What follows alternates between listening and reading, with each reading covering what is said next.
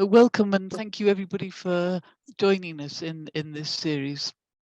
So in our first talk last week, Dr. Catherine Flynn explained how and why post-war rebuilding in UK cities happened, and particularly the bomb-damaged cities, and why it took such a long time to get going. I think a very secret and powerful Treasury committee was found to be holding all the reins. What was equally surprising about her talk is how long it's taken for government papers held in the National Archives to be properly researched and for this history to be properly revealed. What we should have mentioned in before last week's talk was that Catherine had told us that her talk was not going to be about housing, but the rest of the talks will be. We're really delighted our speaker this evening is Luis Diaz, and his talk is based on a project that he's been working on for some time called Coming Home. So Luis trained as an architect at the New York Institute of Technology and attended the Berlage Institute in Amsterdam. Taught at the New York Institute of Technology and co-founded Brooklyn Architects Collective before pursuing research study at the Bartlett at UCL, also the London School of Economics and the University of Brighton.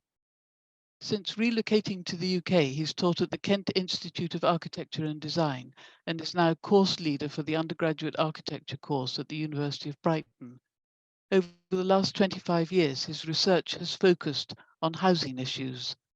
So, Luis, we're really delighted. The floor is yours. Thank you very much. Thanks to Friends of Landscape Architecture at Reading for the invitation to present this research in progress. It's on an area of housing that's received relatively little attention. It's about the idea of the connection of one's front door to the street and the city beyond. I'll be presenting an argument against two strands of thinking. On the one hand, environmental determinism, which suggests that architecture and its spaces are wholly to blame for whatever social ills befall a particular housing estate. Arguments in this vein can be found in Alice Coleman or Nicholas Taylor, who blame modernism in general as the style for the wholesale failure of the post-war housing project. Such arguments suggest that there was never a Georgian or Victorian street of terraces that suffers social ills or antisocial behaviour. On the other hand, my argument also stands against social determinism, which suggests that space has no impact on social or human behavioural issues, like James Gowan's statement that I can eat a sandwich in any shape of room. This ignores the impact that space might have on how much you might enjoy or dislike that sandwich, the experience of eating the sandwich. I will attempt to tease out the complicated relationship between design and behavior, focusing on the idea of belonging and identity. I draw on Nigel Thrift's suggestion that bodies and things are not easily separated terms, precisely because of their locatedness. That is to say, both bodies and things exist in space and help to define ideas of place. Our place in the city, the district, or a neighbourhood exists on many layers, scales, and planes. And we can identify with the city, but we also identify to different degrees with quarters, neighbourhoods, blocks, streets, and the buildings we inhabit.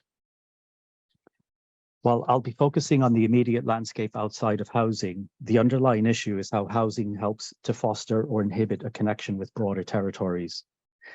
That is, how the spaces which link our front door to the immediate exterior create recognizable transitions between us as individuals residing in our homes and the various scales and identity of spaces which link our homes to larger communities of the building, the street, the neighbourhood, the district, and the city. In this, I draw on Henri Lefebvre's theories of the everyday, which posits that our everyday activities, the rituals and the routines of living, are what link the disparate spheres of the physical world, the social, political, and economic worlds, amongst others. The focus on the sequence of spaces of arrival and departure aim to reveal how housing can create links across territories, or in turn separating them, alienating us from this or that territory or landscape. I'm going to start with an abbreviated case study to demonstrate some of the finer grained details that go into these sequences, followed by a potted history of how these sequences have evolved over time. Alexandra Road, designed by Neave Brown for the Camden County Council, was completed in 1978. The project consists of 3 linear blocks framing a variety of green spaces between the 2 southern blocks. And you can see from the aerials how the layout reconstructs the urban patterns to the north and to the south. So while visually distinct and contemporary in appearance, spatially it attempts to provide a familiar landscape. In section, we can see the arrangement of the taller 7-story block adjacent to the railway line, the 4-story block of stacked maisonettes, the landscape, the green space in between, another 4-story block consisting of 3-story houses with parking nested underneath, and the existing 6-story estate, which is incorporated into the logic of the scheme. It sets up a symmetrical layout around 2 pedestrian routes, one there and one there, each framed by a taller and a shorter block. In these images of Raleigh Way, you can see the taller block on the left and the lower block on the right, their heights mitigated by the step section. I'd like to pause here briefly to point out a subtle change in the paving along the right edge of the path. And I don't know if this is very visible in the screen. This is a change in the tiling pattern in that zone and the other zone. And this demarcates the zone of entry for the maisonettes. However, it's too subtle to work on its own. So it's supported by a continuous line of trees, which causes the pedestrians to move to the left and providing a measure of privacy for the lower level courtyards, which are down here. It's a small detail that demonstrates how design decisions can be linked to activities and actions of inhabitants. Turning to block A, the taller block, the flats are reached via a series of open staircases, a characteristic of Camden housing under the tenure of borough architect Sidney Cook between 1965 and 1973. All the estates initiated under his tenure avoided interior lobbies and corridors, pursuing the idea of a direct connection between street and front door. There are 36 of these stairs, scaling down the number of residents using vertical circulation. The route is carefully conceived to provide views back down to the street at the upper level landings, providing a means of orientation and visual connection. In block B, the flats are reached from a shared stair serving 2 upper level maisonettes over here, and a pair of stairs leading to the lower level dwellings. Again, these are all open air access routes. I describe this arrangement as a bending of the street, this blue zone, vertically up the facade, avoiding an abrupt and definitive separation of the interior exterior or of the street and dwelling. The entry to the lower level maisonettes is most intriguing. The pair of steps lead to a bridge over the lower courtyard, arriving at a shared landing very minimally separated by a shallow metal screen. The gap between the pair of steps leads down to a court, a shared court, which leads to a back door of sorts, which gives access to the bedroom levels. There are complex readings of where the dwellings start and stop with a deliberate overlap of boundaries. And I would suggest that at a symbolic level, Neave Brown is playing with ideas of individual and community, providing both messages emphasizing individual entries and dwellings, and others underpinning how the dwellings and the entries rely on each other. For example, note how the lower court and entry space is defined by the stairs providing access to the upper dwellings. I like to think of this not just as a physical form, but also of the action of ascending and descending, providing the boundary for that space. But I want to push beyond the visual and the symbolic. The design arrangement of the entries allows residents to identify either one stair and bridge with their dwelling, or to see both as viable routes to the front door, and hence identified as part of their dwelling's front. This would be reinforced through practice by routinely using either stair, going up one and potentially crossing over, or routinely deciding that you only use the stair immediately in front of your dwelling.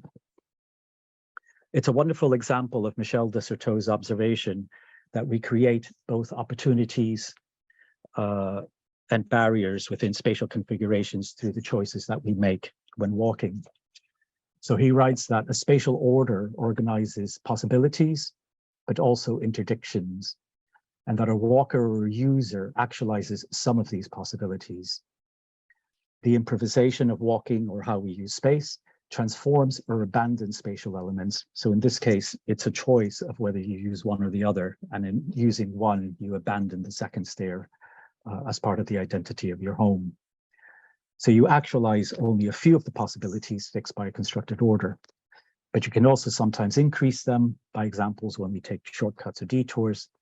And we also construct prohibitions, our own kind of decisions about not using particular bits of a territory. The lower three images reveals an interesting layer to Neave Brown's design. In the first image in the bottom row, the landing is largely empty and the routes to the front door is flexible, just as I've just described. So you can cross over on either side and the landing has been kept open so that you can use one side, the other, or both crossing over. In the second image, however, one resident has placed a line of potted plants which claims one side, including its stair and bridge, as their own. And in the third image, in some of the upper images, we see varied uses of the landings where sometimes the objects are clearly on one side or the other, or where in the bottom left, the objects are collected in a way that suggests an equal use and sharing of the landing.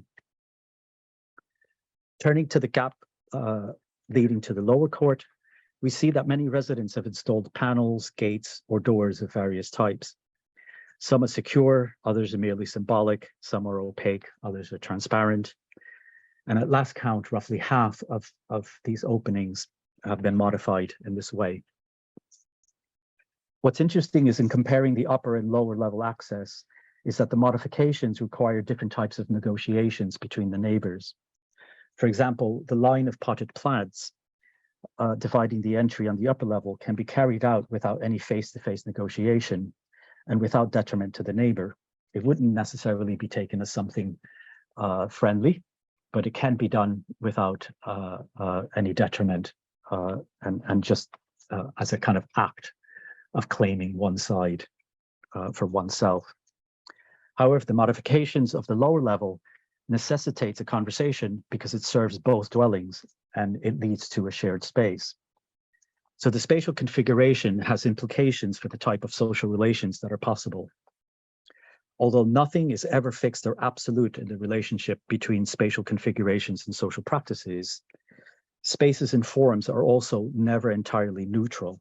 And what's crucial is being able to understand the range of possibilities that are set out by spatial forms. So in sum, I've tried to suggest some ways in which identity of the architecture of the home, but also of the individual and how it's constructed, and the ways in which this is flexible, not infinitely, but within particular ranges and parameters, and the ways in which different social relations become possible within different spatial arrangements. As I believe Neave Brown intended, there's a dance of individuality and collectivity in both expression and in use. A final point is that identity is always in flux. The word diagrams outline the different stages, territories, and actions seen at Alexandra Road as compared to that of a typical slab or tower block and a typical terrace. What we need to keep in mind is that through this journey, our identity shifts from that of being an urban inhabitant, a member of the public, or a worker, to a member of the neighbourhood resident, or that of an individual or family member. And the entry sequences can help to inform this transition through a series of links, or it can sever our relationship to the city or our neighbourhood. So what I'm currently working on is an application of the analytical methods that I use at Alexandra Road to review the history of housing in Britain through the lens of arrival sequences. So in contrast to histories of housing, which are based on housing typologies or policies or formal innovation, this history would focus on projects which have contributed positively or negatively to the way housing is experienced in terms of creating social situations, ideas of identity, and a sense of belonging. The methods, as we've seen, include formal analysis, a reading and noting of everyday objects, comparative photography, a review of architects' plans and statements. And to avoid treating the buildings as static things, historical photographs from various archives are used to compare the projects as originally built to their contemporary conditions. Because so much of the development and experimentation took place in London, the London Picture Archive has been a key resource. Google Street View Archive, which logs images going back to 2008, is useful in charting recent alterations or changes in pattern of use in occupation. So when you go into Street View, there's a little tab here that you can click on, and this brings at the bottom the collected views going back to 2008. So it becomes a kind of almost time lapse of street views going back now 15 years. And it's also used where I've not yet been able to make site visits, and in some cases where buildings have been recently demolished. Digimap provides both current and historical maps to help understand changes in context. And where official photographic documentation is sparse, Flickr or estate agent sites are quite useful, particularly where projects are difficult to visit or where entry is prohibited. Local history blogs and forums have also been valuable sources of information. The scale of the current project precludes interviews and conversations with residents, but at a smaller scale, I believe this would be a valuable layer to the study. And in a few cases, students have generated analytical drawings as part of the coursework, and we'll see some of these pop up in some of the examples. At the moment, I have 65 different types of arrival sequences cataloged. And these are distinguished by the structure of the journey, by differences in the structure of the journey from street to front door, by the character of the territories crossed, by different layers of public, semi-private, and private spaces constructed, and by spatial innovations which link or configure these. And these have been mapped. I can provide a link to this separately on, are you seeing the map? Hopefully that's yes. here. Okay, great. And these are all mapped. The 65 cases are the diamond-shaped red icons, and the other ones are part of parallel studies dealing with other types of council housing issues around identity, unit identity. And so those were all considered and reviewed as part of this sort of current list of 65 key types. I'll run through a few key examples, and I'll see how far I can get in the remaining time. As I run through these, which will be very quickly, keep in mind how these sequences might affect one's identity as we transition from work to home or home to work, and think about the different territories that could be seen as overlaps between city and home, where these identities might blur, and where we're able to push our ownership and use into the spaces beyond the front door.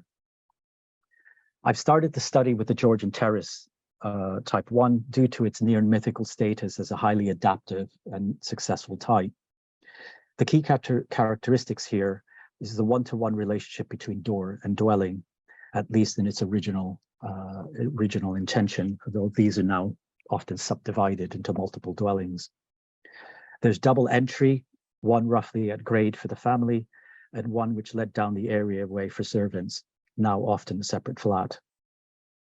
The railings establish a threshold and zone of transition, together with the steps, landing, and sometimes a canopy or type of portico. And what's critical is the serial repetition, that is the copy and paste repetition, which keeps the front doors at equal distance to each other, reinforcing the individuality of each residence.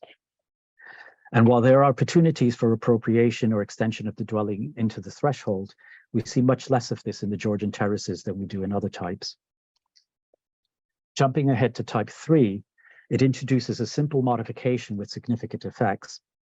At the Lloyd Baker estate, the dwellings are mirrored along with their entries, pairing them and creating a stronger association between the neighbours. Features to note are the blurring of the house form with the actual dwelling volume, the house form of the actual dwelling volume.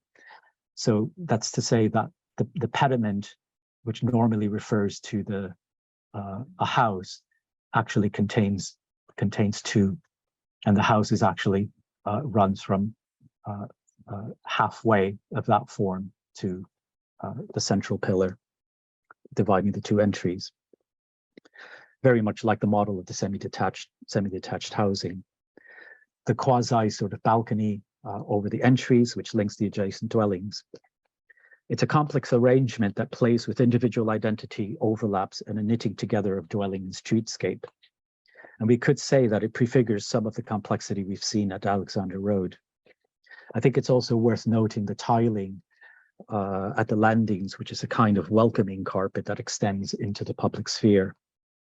And for historical accuracy, an early example of mirrored entries was built in Liverpool, in Seal Street, dating back to the late 1700s, but it lacked the deliberate design intent that we find in this example. And although Georgian in style and language, the project comes at the very end of the Georgian period. And it's the Victorian terrace that makes the most of mirrored entries with a proliferation of variation in details and scale of entry and transition spaces. I particularly like when this bottom image, when the mirrored entries are highlighted by strong arches and deep recesses, but is access off a shared set of steps. For me, it highlights how important small gestures, such as the removal or inclusion of a low wall, can impact on how we read the identity of the space with a dwelling or a set of dwellings. At Knoll Park, we have 4 entries grouped in pairs off a single route off the street. And so we have a sequence of scales from a path for 4 dwellings, leading to an archway for 2 dwellings and the door demarcating the individual dwelling. In 1895, at Manor Grove, we have another sequence of 4 dwellings, but each in its own individual archway, and this time set off 2 paths. Keep this configuration in mind: 4 doors, 4 flats within the single house form, as we'll come back to this, different permutations of this a little bit later on. Chronologically, type 2, the Glasgow tenement, sets up a very separate and distinct interior sequence between street and dwelling. While the street is definitively left behind at the front door, the corridors, landings, and stairs, or close as it's known, is an in-between transition zone with specific characteristics. The differing ground floor layouts often results in slightly organic routes, which normally move towards a source of light. The material qualities establish a hard-wearing and semi-public or semi-private world whose level of embellishment reflected the standards of living of its original inhabitants. And the materials help to define this in-between world by sitting somewhere in between the hard-wearing, easily maintained qualities required of a public space and the decorative, somewhat personalized expression expected that we might see in private interiors.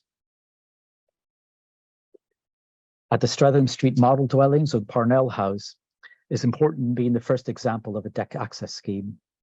Like the Glasgow tenement, there's a definitive boundary at the street, a door that once you cross leaves the city behind. But once you pass this, the lobby and stairs are semi-enclosed with views out to the courtyard. Once you ascend, the decks give access to front doors and look back down onto the communal courtyard. In this case, the courtyard, although not passed through, is an important part of the arrival sequence. It provides a focal point and a reminder of the collective ambitions of the scheme. In deck access schemes, the route up is critical, as it can orient or disorient, connect or disconnect the various territories of the city and the housing scheme. And it's also worth commenting on how the deck access route is firmly, in this case, it's firmly contained within the outer skin of the building, making it an almost interiorized experience, as if you were in the building as you circulate up and through. Type 5, the Prince Albert model cottage, 1 year later and by the same architect, offers another model for tenement access. The circulation route is largely exposed on the facade, making it a publicly visible sequence. The route to the front door sits somewhere between a short deck access and a balcony. The configuration is significant in maintaining a visual and spatial link back to the cityscape in which it sits. This type was scaled up both horizontally and vertically in the many industrial dwellings of the 19th century, providing open air access to larger tenement blocks. These are sometimes accessed directly off the street or sometimes off a small flight of steps, adding an additional threshold of transition. And it's possible to see this as a prototype of the stair at Alexandra Road, which continues the street vertically up the facade, and particularly in the original form, where the lower entries were generally open to the street. Many of these are now have security gates or access doors, which has interrupted the original more fluid transition. In the Peabody estates, it introduces the idea of thresholds and transition spaces at an urban scale. While the vertical circulation is a standard internal lobby with a stair and a standard lobby, there's significant shifts in territory and in the route leading to that point of entry. The entries are nearly always on the interior of the courtyards, which are accessed through gaps between the buildings. And the gaps allow for a fluid and continuous route and transition from street to interior court. The overall effect is of making a mini district with transitions occurring through passages, pedestrian routes, and courts. The porosity and fragmented nature of the planning, adapting to different local conditions, adds to the sense of these developments knitting into the surrounding city, in contrast to the visual language, which at the time often set them clearly apart from the neighbours. The boundary estate is quite similar, with the addition of some short deck access routes, all of which have now been removed. Nevertheless, it's housing as a district with an urban scale gaps in passages and courts as important parts of the arrival route. The Bourne estate differs in setting up a permeable but very strong perimeter, a kind of almost fortified type perimeter around the district. And it's punctured by grand archways leading into a distinct interior precinct. Here, there's a sense of an enclave or a city within a city. In this project, there's a greater use of deck access, providing views and links back to the courts. And it controls the sense of scale, limiting the number of dwellings off individual deck access.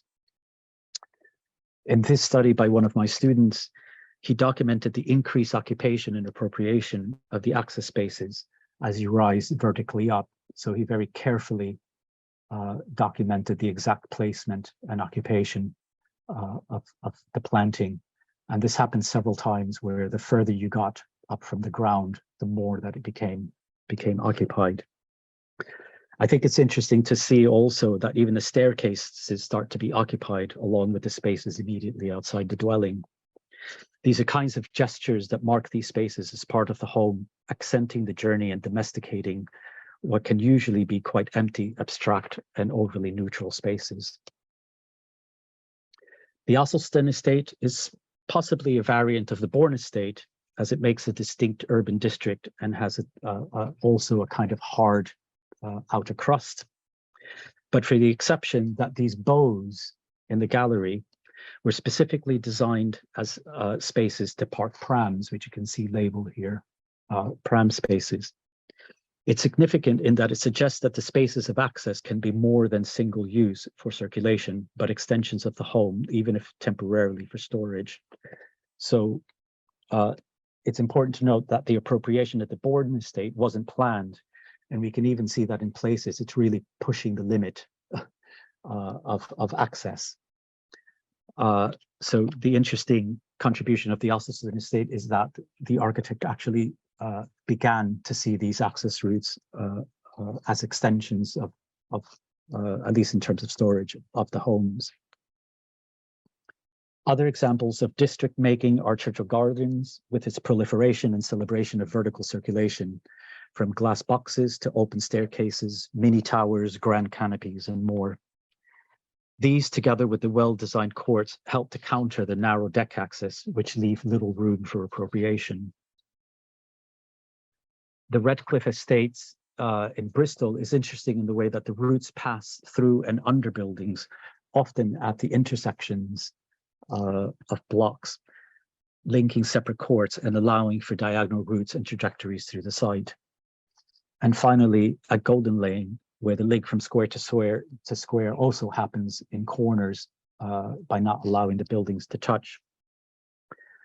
But what's more interesting is the way that here there are a series of thresholds and different entries of various scales. So there's a kind of urban scale transition, the canopy and the gap that leads into the district, and the other one that you pass under from Goswell Street, but then also the entry spaces into the dwellings themselves underneath the buildings, exposing the stairs, or entries lead directly onto courtyards, but which takes advantage of the structure coming down to create a kind of moment of privacy before you exit or enter. What makes these projects special is the attempt to make specific individual places of the arrival points in the face of designing and developing very large-scale sites, and in nearly all cases, avoiding interior unlit lobbies disconnected from the surrounding landscape. Returning to the terrace model, there's an interesting sequence of designs where multiple dwellings are contained within the individual house form. In Edinburgh in 1861, the colonies provide a complex configuration built around the idea of maintaining the clarity of a single house form. Within each house, there are actually 4 flats with 2 entries side by side at ground level on one side and 2 entries upper flight of steps on the other side. So within the kind of typical monopoly house type form, there are actually 4 dwellings. What's interesting is that the entries actually, although 4 families occupy that particular form, there's 2 of them are separated by having their access on opposite sides of the street. And each flat gets a garden, but in different relationships to their dwellings. So these gardens are immediately adjacent to their access, but the gardens on the other side require you to come back outside, go down and across again. And the same developer at Manor Grove, which I noted earlier, William Thompson, was also responsible for one of the more inventive arrival schemes based on the terrace model. At Victoria Place in 1909, like the colonies, there are 2 flats on the upper level and 2 flats on the lower level. However, here, the entries are all on the same side. The use of the bifurcated stairs allows different routes to the upper level flats, while the gates on either side lead directly to the lower level flats. So you have a choice. And again, this is a kind of early version or proto version of what happens at Alexandra Road. You can come up that flight of steps and zigzag over to that one or this one, or you might habitually use one side and decide to sort of identify, create a kind of left-right division in terms of identity. So like at Alexandra Road, residents would imprint their identity of their entry through the practice of using one stair or both routinely. Some interesting variations, Ellen Avenue and Ramsgate, with the bifurcation of the stair occurring in the upper half. This one off a single gate and path. A much later version at Linshope Street in London from the 70s, and a Powis Square where the route is via a dogleg stair leading up this time to 4 dwellings at the top and 2 at the bottom. A series of models involves a conscious and intentional integration of the automobile, which does begin to have a significant effect on how we see the relationship between house and city and house and street. And it starts with the Isokon and Lawn Road flats. Here, a forecourt for vehicles give access to an interior vertical circulation core that leads back out to exterior access galleries. A year later, Bertolt Lubetkin integrates the car into the front gardens of terraces at Genesta Road, joining the 2 different types of movement, vehicular and pedestrian. Variants of these are Willow Road, where Erno Goldfinger combines the vehicular forecourt with a terrace type. And what's significant about this model is the introduction of a paved parking area as a territory that has to be crossed in order to reach the dwellings. It's a setup that in large-scale developments proved to be quite development. And the other two by Lamble Road, Benson and Forsyth, and Clarendon Road, variations on the Lubetkin model. These can be said at least to treat the vehicular and pedestrian routes and territories with equal attention and care. At Winscombe Street, by Neave Brown, there's a repeating of the vehicular front area, but paved in a way that attempts to maintain its status as a pedestrian pavement. More significant is the dual entry recycled from the Georgian model, in this case an upper entry off a platform onto the public level, leading to the public level of the flat, and the lower entry down a few steps, which leads to the private bedroom level. This was a prototype for the sequences that he later developed at Fleet Road and Alexandra Road.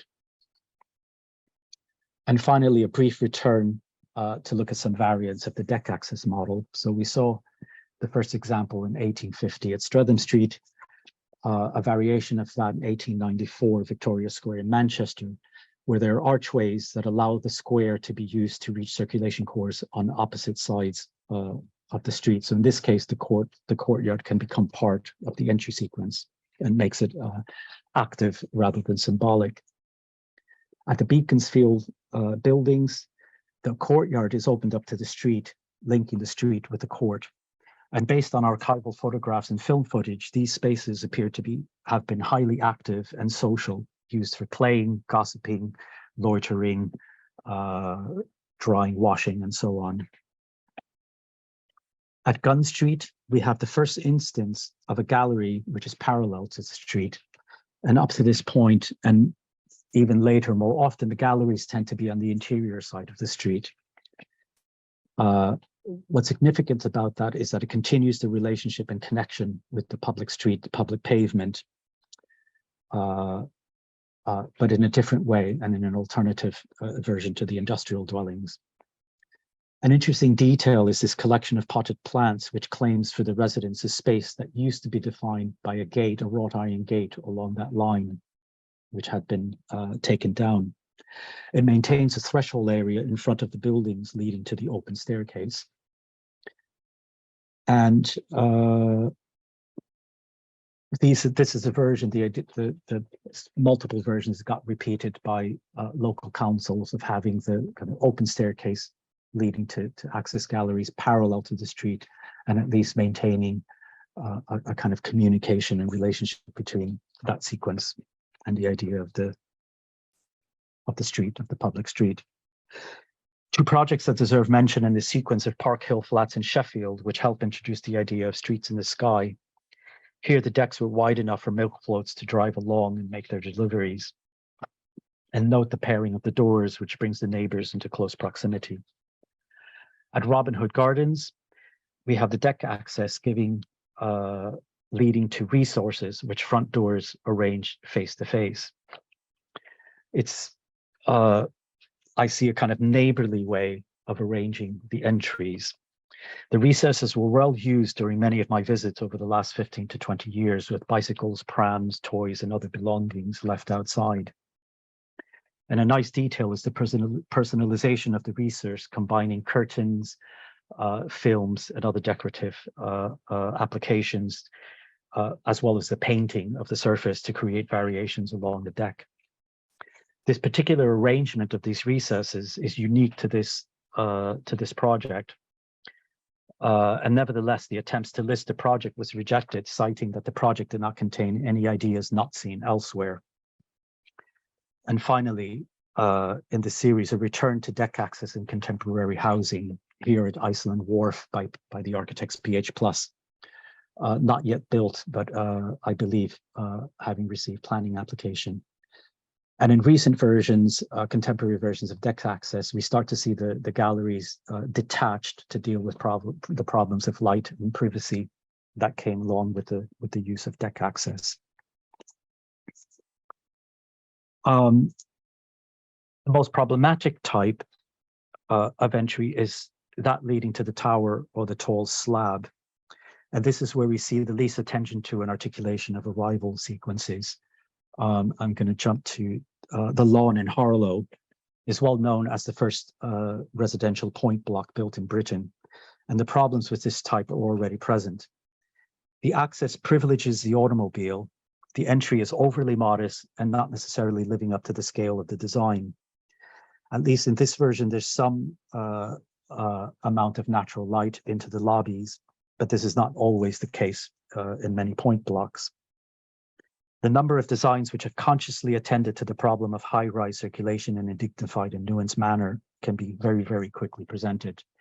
And one is High Point 1 by Lubetkin, with its sort of grand, what he calls social condenser, a kind of living room of a lobby for all the residents.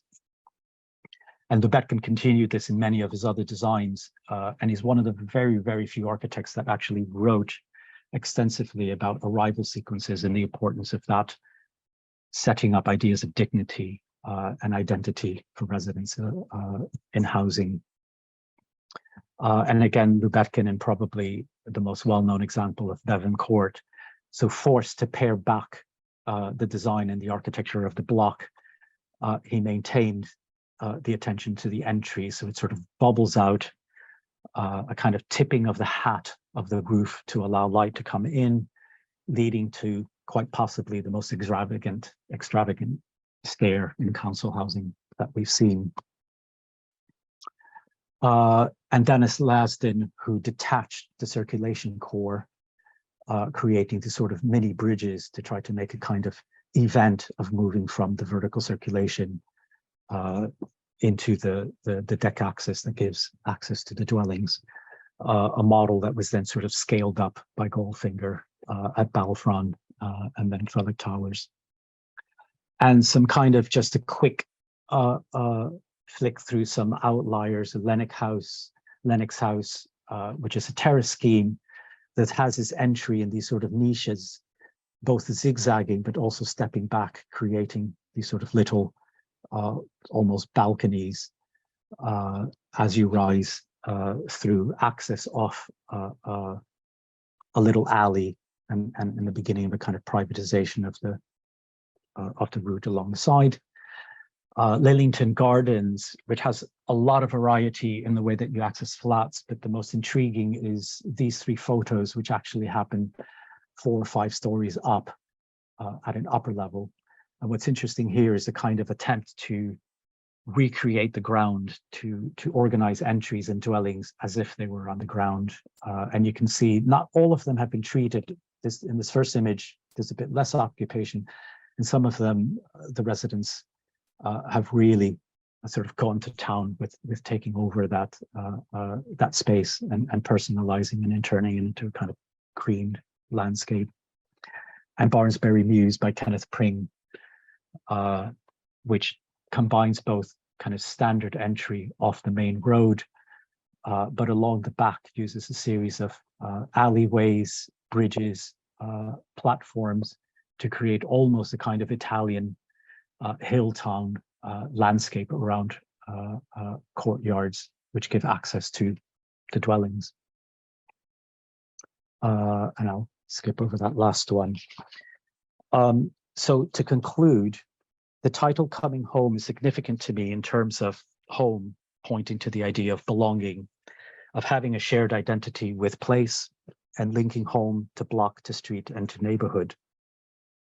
At the end of all this, looking at these images of the landscapes in front of homes and the way in which we've allowed the connection between the broader territories, whether they be city or suburb, to disintegrate, one can see how the home becomes a refuge from the place it's in. It's an escape, a bunker, or a retreat from all forms of collectivity and from any form of belonging. Also important, I think, is the role of residential communities as a basic form and origin of political organization. You belong to your block, you belong to your street, your neighborhood, and therefore you perhaps work together, you recognize each other as part of a broader family. You see how you individually or as a family belong, operate, and are part of a society as a whole. Most contemporary production, unfortunately, has backed away from making anything of the arrival sequence of lobbies, entries, and the stairs as social places, and as the critical glues and agents in helping to make a success of housing developments. And I'll end with just a note that there are, in my survey, the number of configurations and unique experimentation with this drops off in the 80s. And what we start to just see is a much more limited range of types and a return to this kind of lobby, the kind of anonymous kind of space that's one can easily see why it would be looked at as sort of belonging to no one and not offering ideas of connection or possibilities of inhabitation or appropriation. Thank you. Lewis, thank you so much for that. Whoever thought that entrances and exits were so gripping. It's a fascinating piece of research on something that is so familiar, and yet perhaps we've never really addressed those issues. And I think it's extraordinarily, brings me up short to think that you have expressed and analysed and illustrated something which probably a lot of us actually neglect or do or think about subconsciously. So thank you very much indeed. We have a few questions in the chat. Please continue to put them in. I'm sure there are many, many interesting questions that we could ask Lewis while he's with us. I'll start with one from Helen, who says, what is the impact of ownership types on how residents interact with each other and the actual physical transition from front door to the public street? Oh, in a way, I think I've deliberately tried to not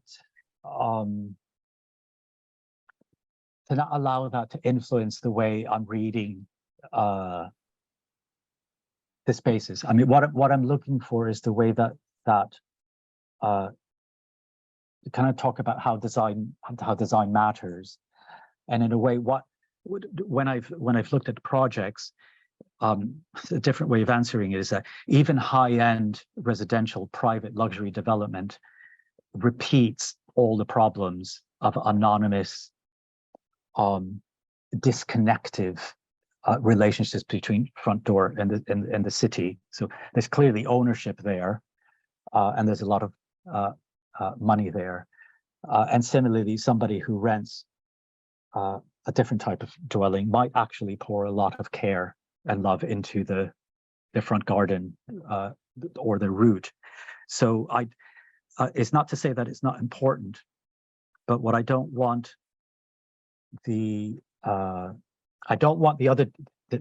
issues of how the spaces, how we might reflect on the design of the spaces and start to understand more clearly what makes some of them work better or invite participation or ownership, so that we become better at designing these things.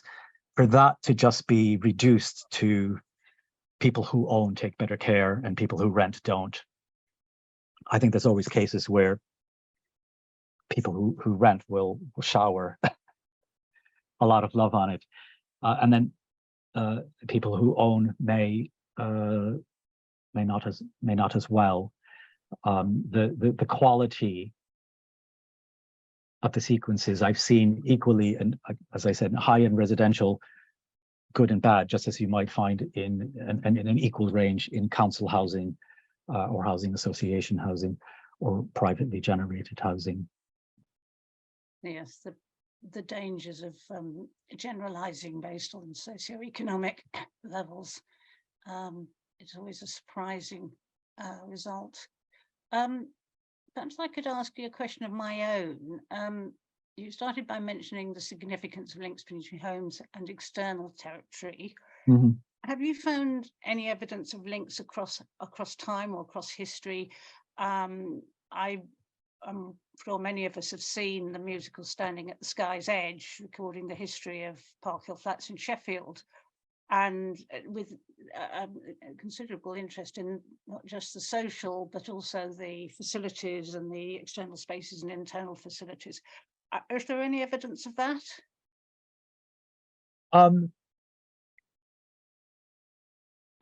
Yes, I think one of the things, I mean, when I started this study, I had some preconceived notions of what I thought would work and what wouldn't.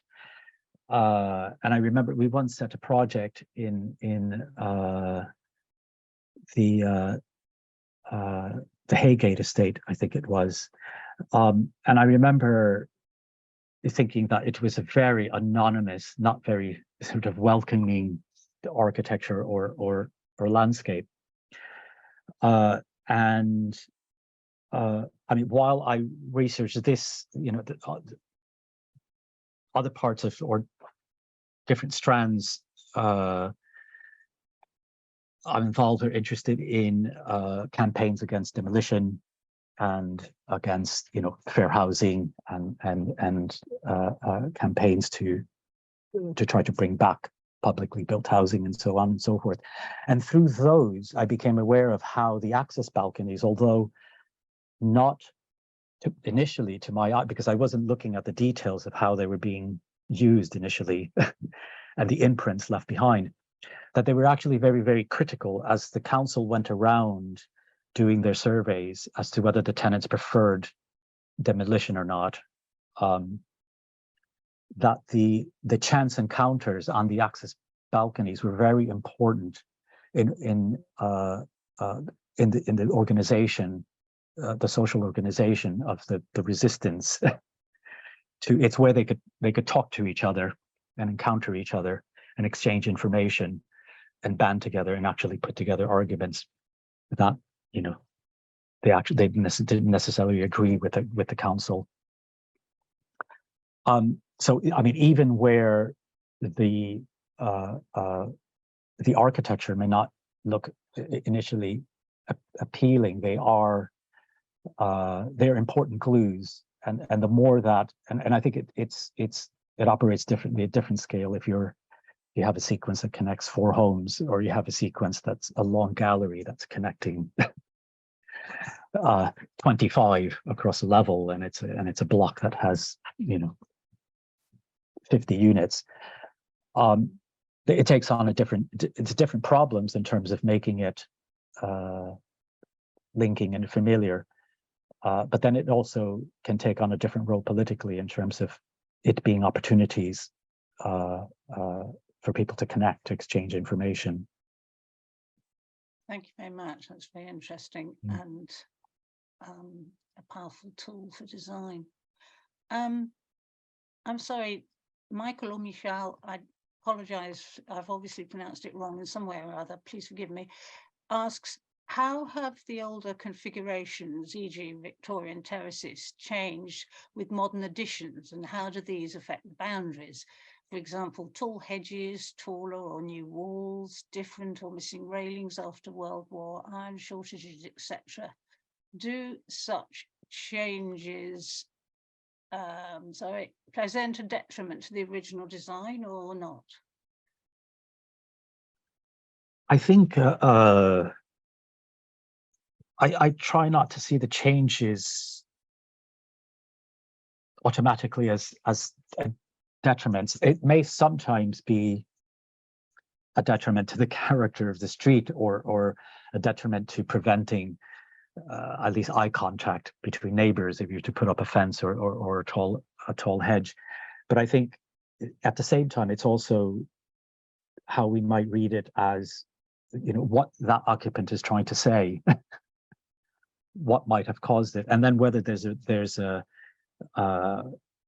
prevalence for that sort of is that happening very consistently on a particular street, and is that because it happens to be a very noisy street, or the particular relationships amongst neighbours in that street isn't particularly maybe isn't as healthy as it could be. So I think I mean, there's interesting thing. I sometimes use Brighton, where I live, as kind of test cases, and there's interesting patterns where along the terrace streets, somebody puts out a bench, and then the next neighbor puts out a bench, and then somebody else puts out a bench. And then you'll get one street that has a line of benches, but none of the other ones have it. It creates, there's something has happened along that street in a particular way, or somebody begins to put out large flower boxes, and then more people begin to do it. And every street acquires a different character because of that. I think what's interesting is to use those things as evidence of it's users trying to communicate a need.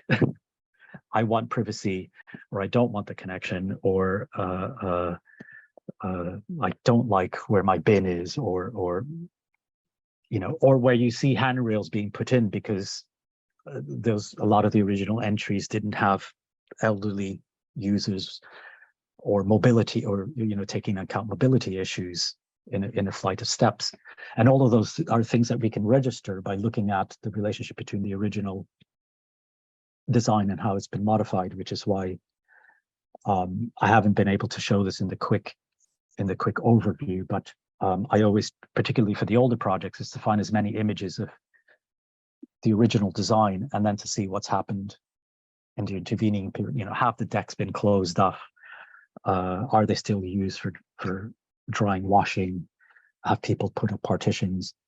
And to think about how that is expressing something about what works or doesn't work about the project. But also to always keep in mind that, particularly in looking at something that was built in 1920, we're now also thinking about cultural changes between how we lived in the 20s and the 30s and the 40s. And so maybe it was very well designed and worked at one moment, but maybe it's now out of touch with the way people use or what they desire of a front area to their home.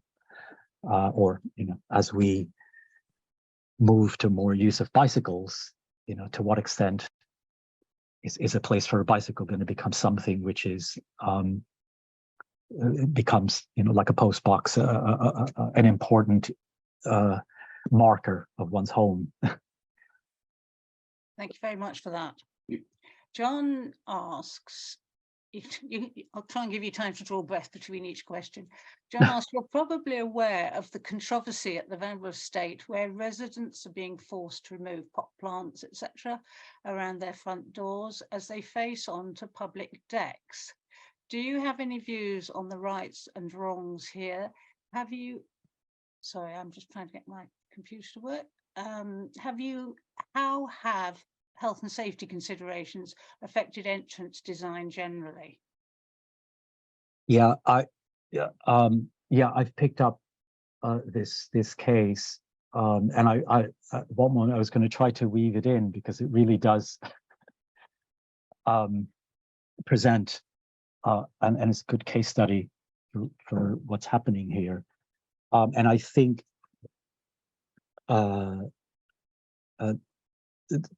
Finn Harper, who has been sort of leading the campaign, has been very clear about how it's on one hand it's an individual thing about how this is their only open space, but he's also been very clear to point out how it's very important for the community, binding them together. And the debate there is very much about the interpretation or misinterpretation of access and fire regulations, and how that impacts on, you know, whether there's space for them to be able to put to kind of make a garden of the space. My personal take on it, from the evidence I've seen, is you can provide the access without having to remove everything. But the issue of regulations is very critical. It's something I don't know if I'll have time to. I think I have to kind of make some nod to it in the research, because some of the lack of attention and quality of contemporary access routes in contemporary housing has to do with all the regulations, whether it be the fire regulations or safety regulation. You can't leave anything that somebody can trip over in the case of fire. And so the changing regulations have an impact on, you know, what might have been possible in the Victorian period, in the 20s, in the post-war period, and so on.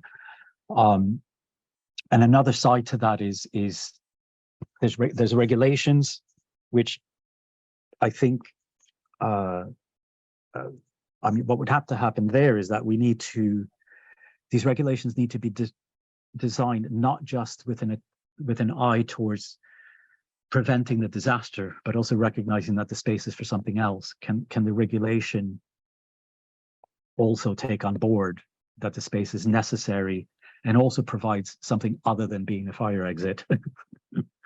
That it's important symbolically, it's important socially, so on and so forth. And I think these regulations come about because they're only looking to solve one thing, and they're not looking that every space is an interconnection and a layer of lots of things happening.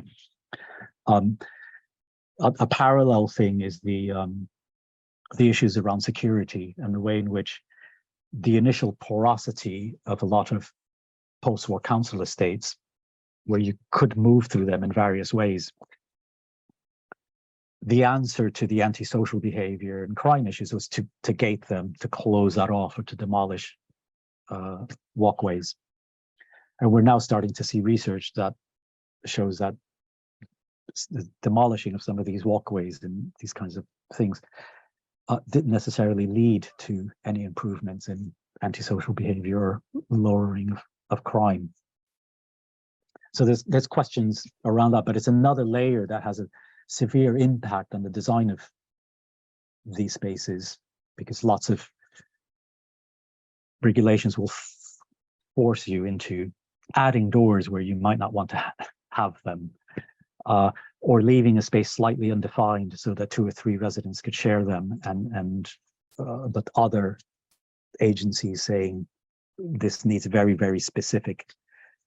We need to say definitively who owns this so that they can be responsible for it. So it's you know, maybe it's partially also to say that if the study reveals some of the social importance of these things, that we need to think about these social issues and not isolate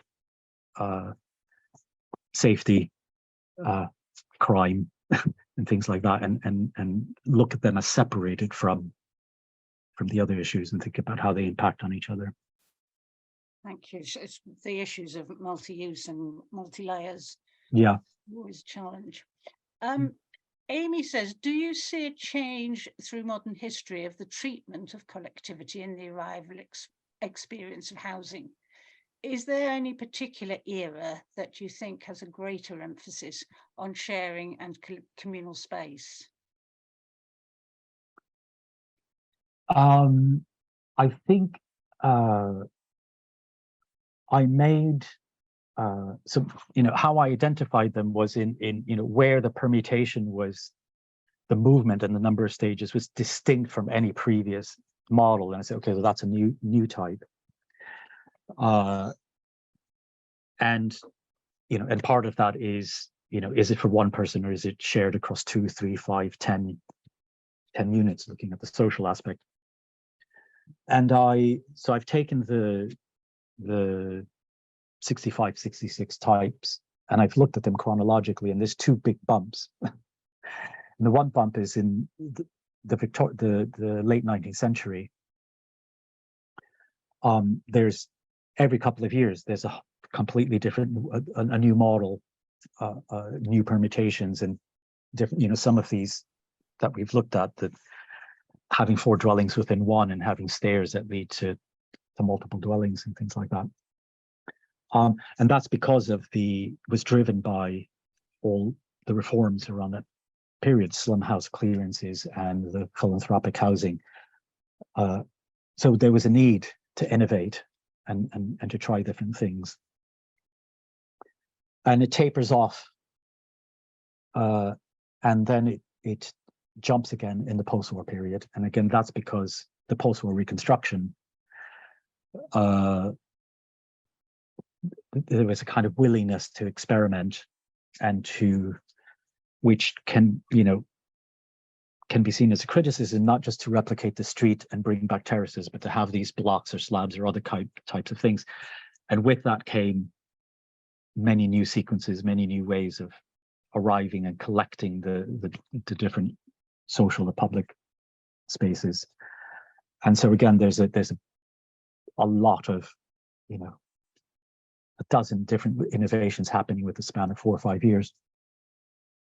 And then it kind of, with the, from 87, with the kind of ending of the massive council housing project, we don't see that. We don't see that anymore.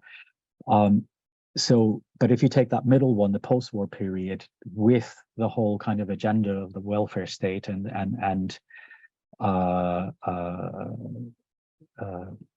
NHS and the kind of mentality towards producing social good, I think that there's a lot of richness in that period, and then even the criticism that happened within that. So we saw slabs and tower blocks, but then we saw the low-rise, high-density movement that was critical of that and wanted to see more recognizable spaces, but continued to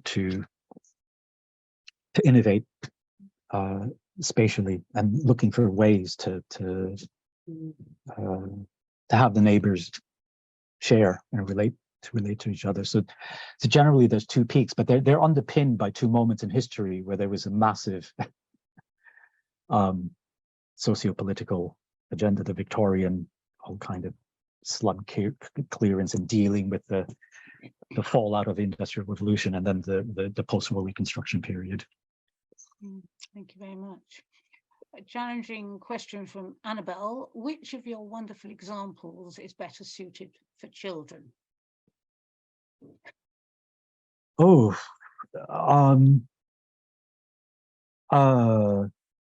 okay, I'm glad you didn't say best. So I'll just cycle through the one that I didn't talk about. It's a lovely ski, and it's adjacent to Alexandra Road, the one I did the case study on.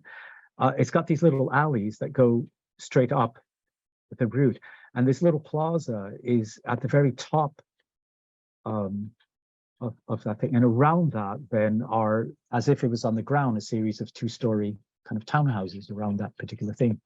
And every time I go there, there's toys just left out, as if the kids have just sort of run off and gone to school. There's no, bicycles are left unchained. And I just, I tend always to go when kids are in school, because it might be when I'm doing a study trip with students, but I'd love to go on a weekend to see how, but you can see the evidence, and you can see a couple of bits there. And I think it could be quite, I love the idea that it's in the midst of a kind of high density area. It's a kind of, not an oasis in terms of it having trees or anything, but it's because it's lifted. But what's interesting is that it also isn't gated. So they haven't felt the need to gate the bottom of these alleyways, because the language, it's very clear. The moment you start to rise up through it, you just start to feel you're intruding.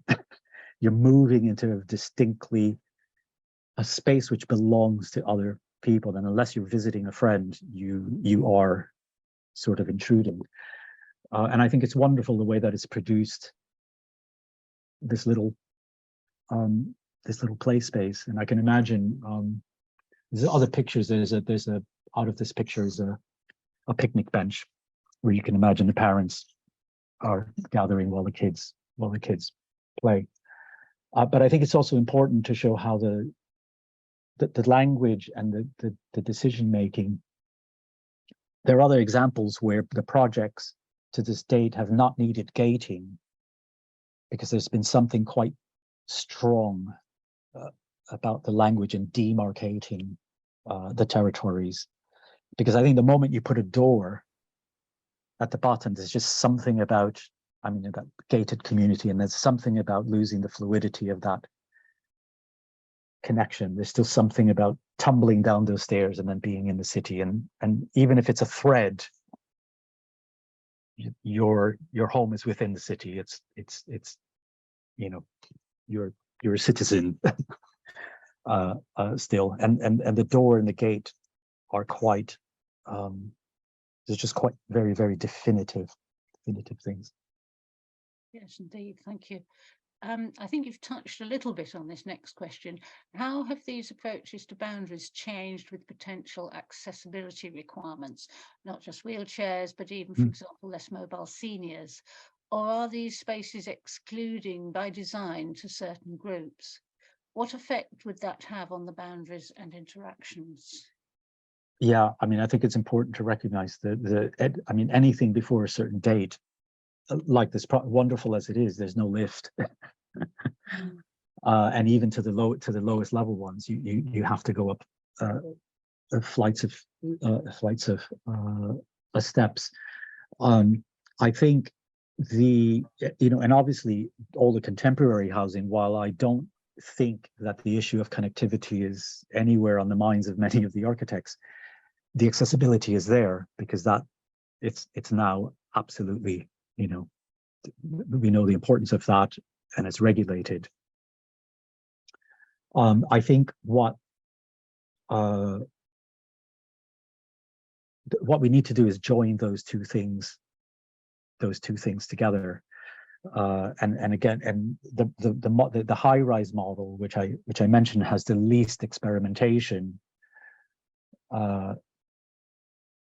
is the one that needs the most attention. It's the easiest one because of a core to provide accessibility to, but it can also be the one which is the most disassociative.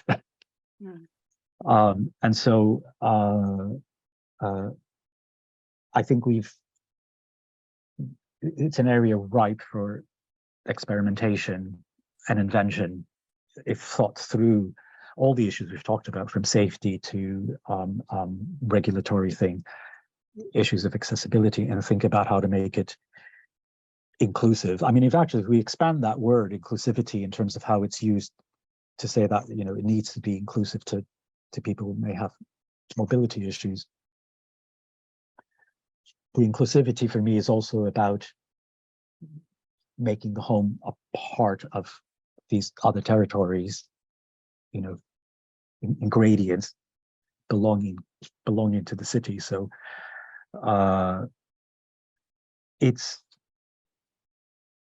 so as I said, it's a lot of these models, I think, can be examined, recycled, and reinvented with accessibility in mind. But most of them couldn't even be built. Be built today. But that's why I'm doing this, because I'm trying to get students and architects to think about this and kind of say, actually, we need, this is a key design issue, and if it's brought together, we can solve them if you put your mind to it. Indeed. Alan asks, do you think new forms of housing, such as shared living or co-housing units, can further push and be more radical in design in terms of shared front and arrival spaces, due to a willingness from residents to live in a more shared environment compared to a traditional unit of flats? Yeah,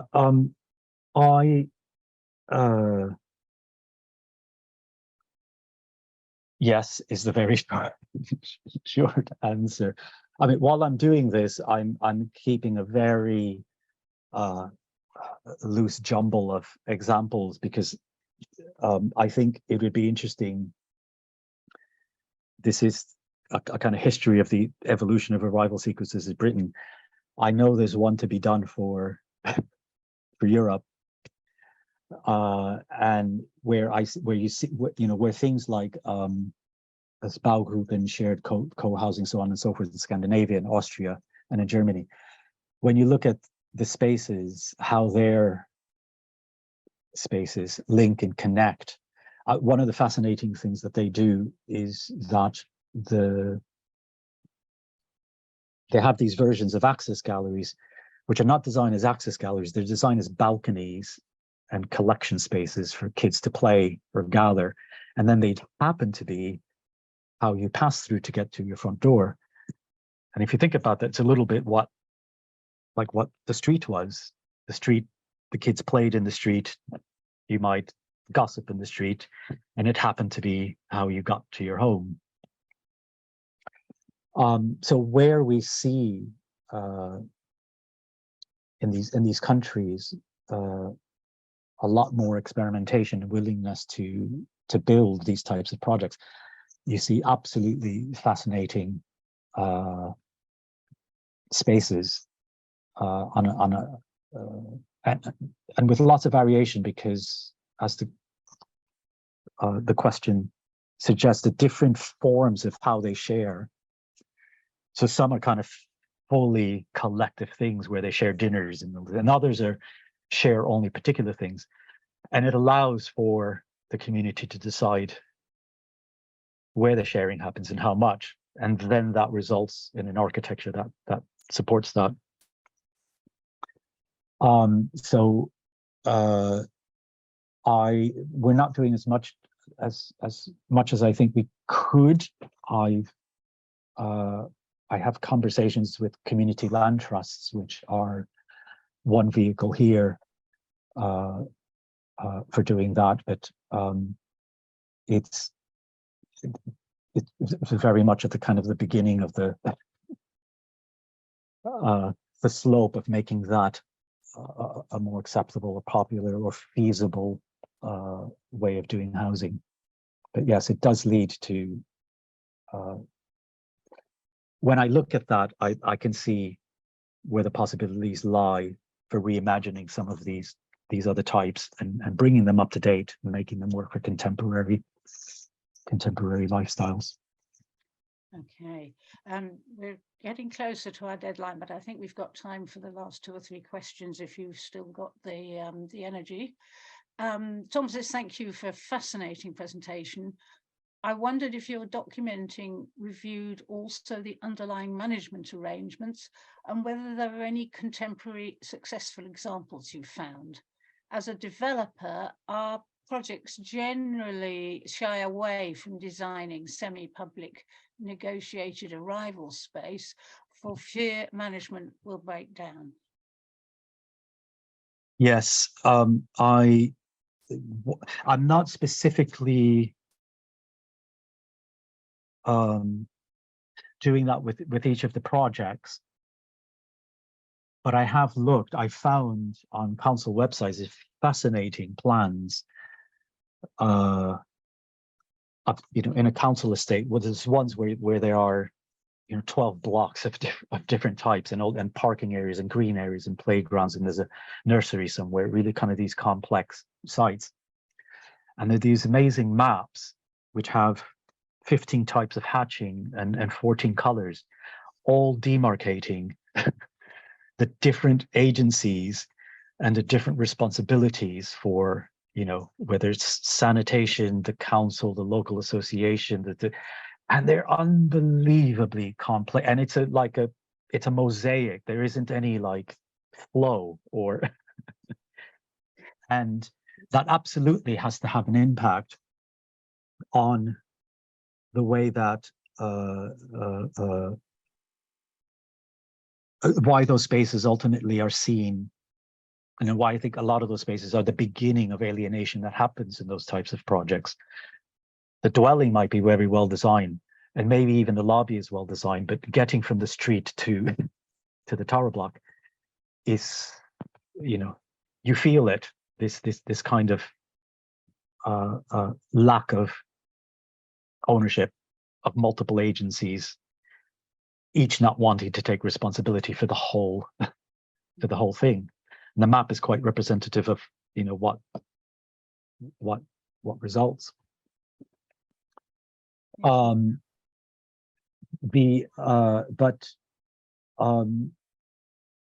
keep this anonymous for fear of getting the architects and developers in trouble.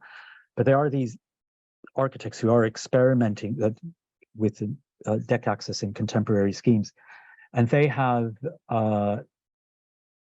they deliberately set up complicated arrival schemas in order to prevent the developer from insisting on the what's called the pour door, separating off the affordable housing scheme from the for sale. And but they use their design skills to get a bit more density, to get a few more units in. And when the developer comes around and says, is there any way that we can just somehow separate the affordable dwellings from this? Well, we could simplify the circulation system, but then we'd have to drop 15 units from the scheme. So, so it's kind of revealing of one, the pressure, how developers see. Then, you know, that's something we have to work against. They want to see these territories as separate, but where architects, if they're interested, actually can, you know, and at the end, the developers kind of go, oh, well, you know, actually, it's a nice scheme and it's going to sell well because it's got, but at least it's avoided that that separation. So yeah, hopefully that peppered some answers to the question. Can I now take you back briefly to Scotland? Yeah. In Glasgow, many of the tenements had their closes fully accessible to the public, but these days, large majority will have a security door barring most public from entry. Yeah. How do such new barriers change the nature of the boundaries between public and private? E.g., have the residents been bolder in making the space their own, or was this a similar move to the modern belongs to nobody spaces? Yeah, I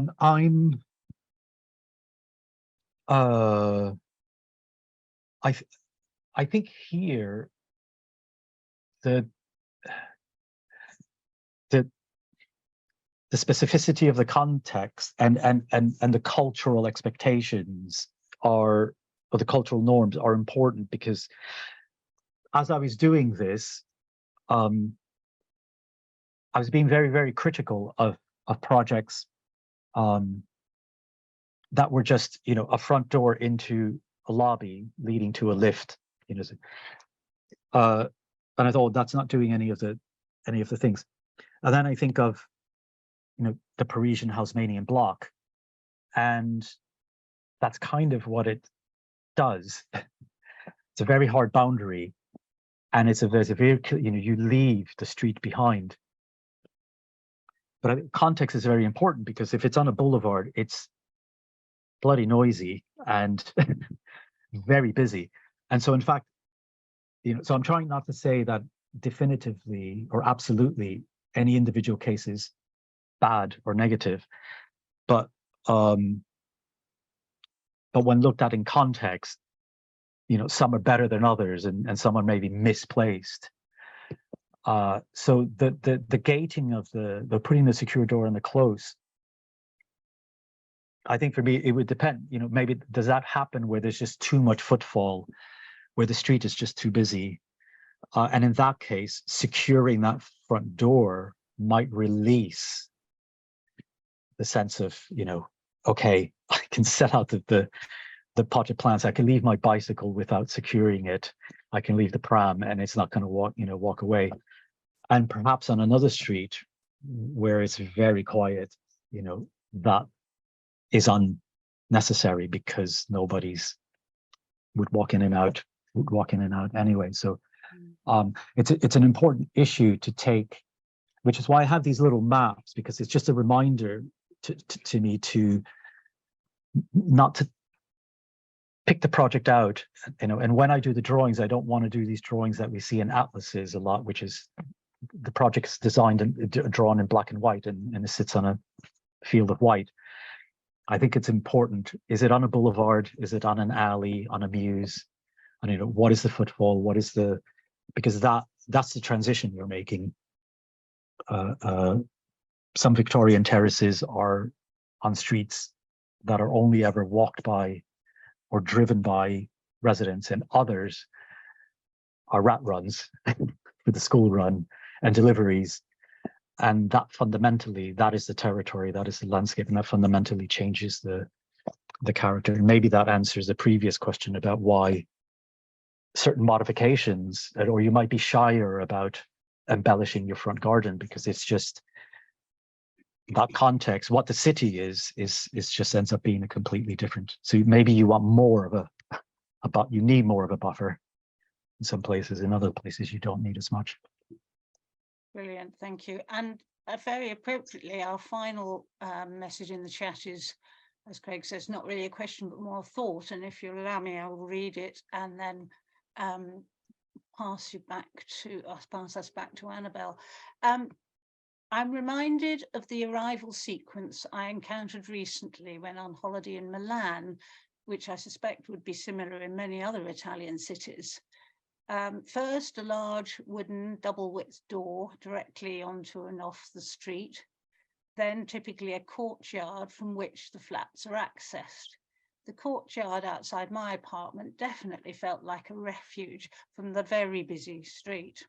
The main courtyard door had a very barricaded feel, meaning that once you were inside the courtyard, and you could quite easily forget your proximity to vibrant urban life.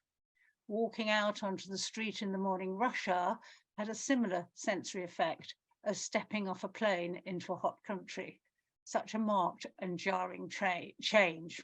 Craig, thank you very much. That was a brilliant comment to conclude tonight's talk.